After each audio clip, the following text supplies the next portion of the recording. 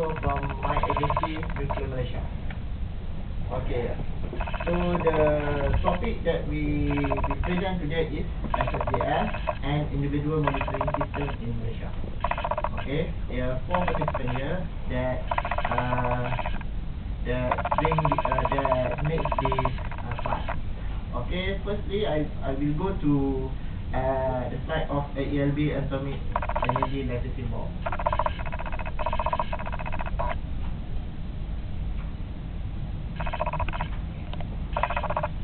Okay, Basic Safety Standard 1988.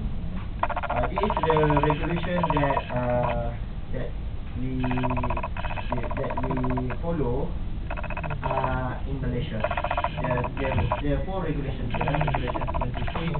The licensee shall carry out personnel monitoring for all workers in control area. Regulation 26. 4. The worker has or is suspected of having an accidental exposure or accidental intake of any radioactive material, nuclear material or prescribed substance.